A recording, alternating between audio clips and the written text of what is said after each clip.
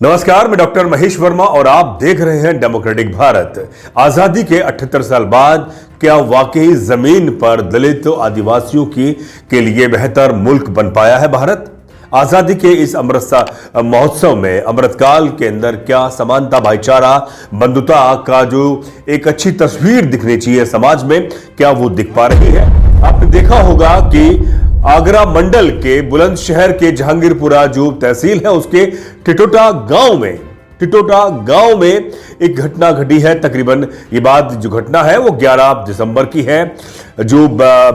जो दूल्हा है उसका पिता खुद बीएसएफ में अधिकारी है और साथ ही जो दूल्हा है वो पीएससी का जवान है और गाजियाबाद में वह तैनात है। उसकी बारात को अगर रोका जाए, उसकी बारात को अगर पीटा जाए, बारातियों को पीटा जाए, दूल्हे को घोड़ी से उतार दिया जाए, अपमानित किया जाए, तो आप समझ सकते हैं कि ये भारत इस समय अभी भी उसी पुरातत्व काल में और उसी आडंबर, अंधविश्वास और जहां पर गुलामी की मानसिकता की तस्वीरें हम जो किताबों में और इन तमाम ग्रंथों में देखते हैं, उन्हीं के द्वारा लिखित हुए मनुस्मृति जैसी तमाम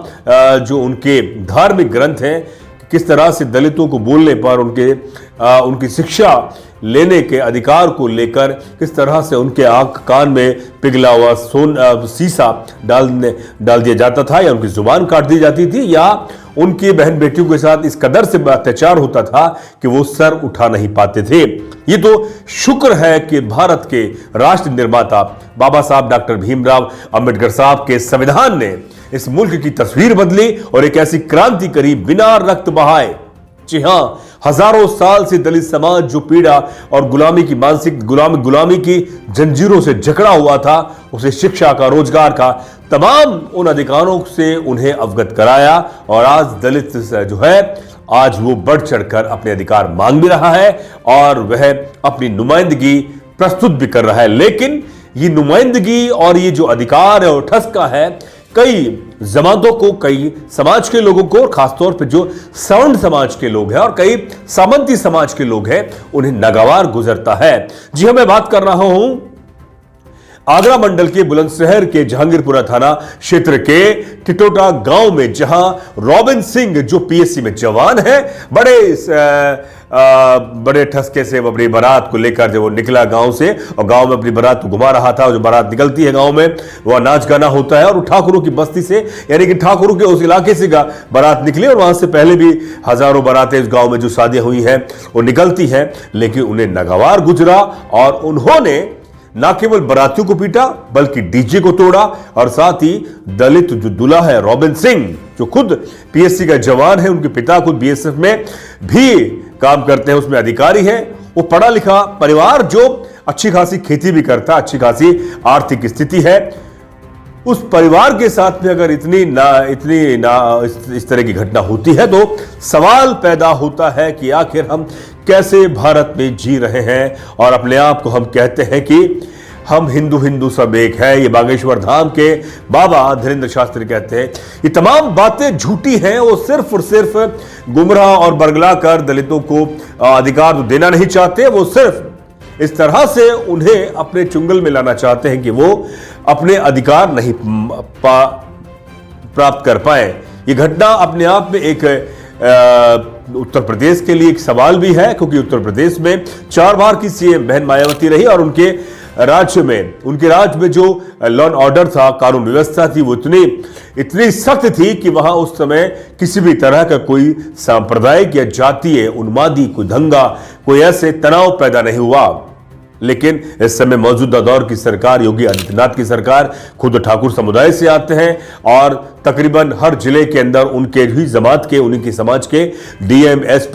डीएसपी, सीओ सर्किल तमाम वो लगे हुए हैं, कलेक्टर लगे हुए हैं। उसके बावजूद भी उन्हीं के जाति के लोग इस तरह की दबंगताई दिखाते हैं, तो आप समझें कि जो जनता है वो न्याय मांगने कहां जाएगी। इस घटना के पीछे भी ठाकुर समुदाय के लोग ही बताए जा रहे हैं और इस घटना के बाद तकरीबन 3 दिन तक उसी गांव में पंचायत होती रही। 4 लोगों के खिलाफ नामजद आरोप भी एफआईआर दर्ज हुई है और तकरीबन 5 लोगों को गिरफ्तार भी किया गया। लेकिन सवाल यह है कि इतनी बड़ी घटना होने के बावजूद भी जो सवाल मीडिया है, खासतौर कॉर्पोरेट मीडिया है वो इस तरह की खबरें क्यों नहीं बनाता जिससे कि सीधा निशाना उन समाजों पर पड़े जो कि अपने आप को दबंगताई और अपनी जातीय वर्चस्वता के दिखाने का दम भरते हैं। यह घटना सिर्फ सवर्ण समाज में ही नहीं है, यह अभी सहारनपुर में भी घटना हुई है। बताया जाता है कि सहारनपुर में मुस्लिम समाज ने भी दलित समाज की जो बारात है उसको रोक दिया। तो ये जो जाति का कीड़ा है ना सिर्फ हिंदू समाज में पैदा हुआ बल्कि ये मुस्लिम समाज के कुछ जो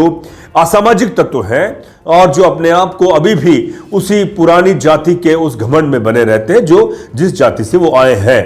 यानी कि हिंदू से जो कन्वर्ट हुए हैं उनको भी आज भी ये रहता है कि हां हम दलित हमारे पैर की जूती है। और वहीं संभल में, जी हां संभल में वाल्मीकि समाज की जो बारात है उसको बड़े एक पूरी फोर्स के सामने और पूरी फोर्स तैनात हुई, पूरे गांव को छावनी बना दिया गया और जब उसके बारात को निकाली गई, आप समझे कि हम कैसा भारत बना रहे हैं।